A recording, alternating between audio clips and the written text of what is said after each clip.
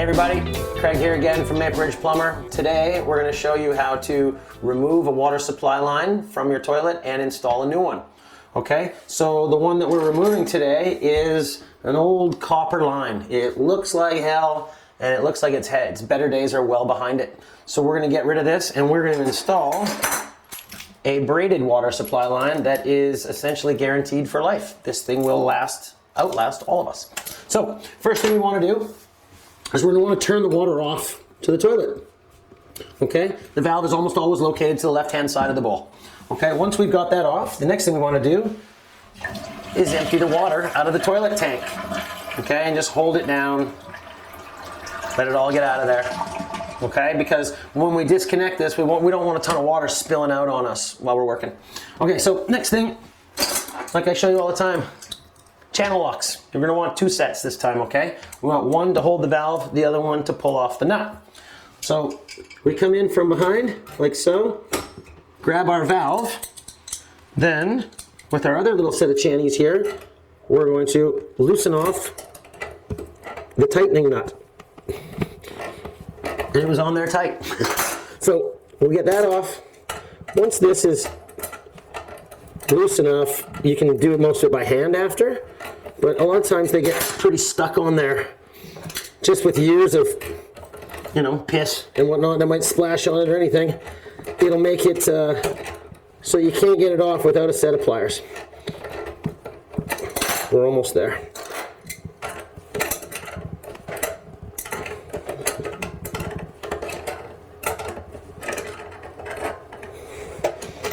Okay, bottom one's undone. Then we're going to do the top one that connects the water to the tank.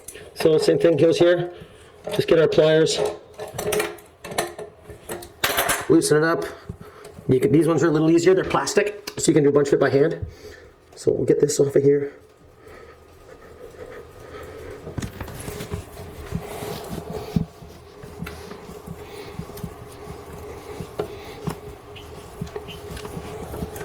Okay, disconnected. As you can see, a little bit of water comes down. That's life. Next thing, take that guy off and get our new guy. You just rip off the tag. No need to have that on there.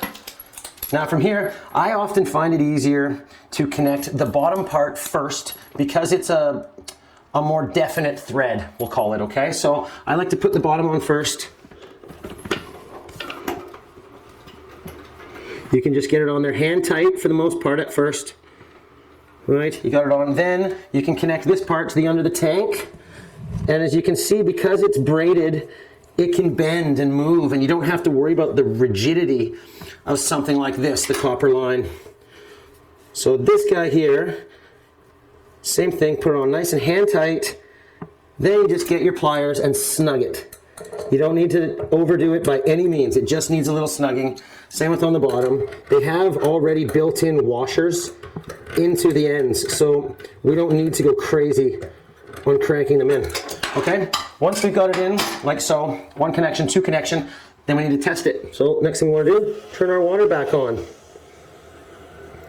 You can hear the water filling up the tank, and you can also see that there's no water dripping. Now, a really good practice here is to get your hand nice and dry and put it directly on to the connection area that you just made.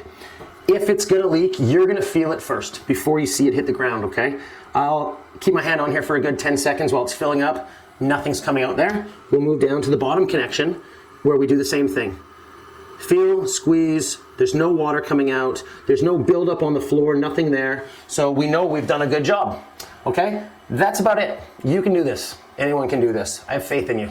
Just go to your local store. You can get one of those braided supply lines for maybe 10, 15 bucks. And like I said, you can get a plumber to do this for you, but they won't be 10, 15 bucks. So until next time, please feel free to comment. I'd love to hear what you have to say, positive or not. Just give me some backflow. That would be great. And if you would like to subscribe, I would really appreciate that. Okay, hit the like button. Thank you. See ya.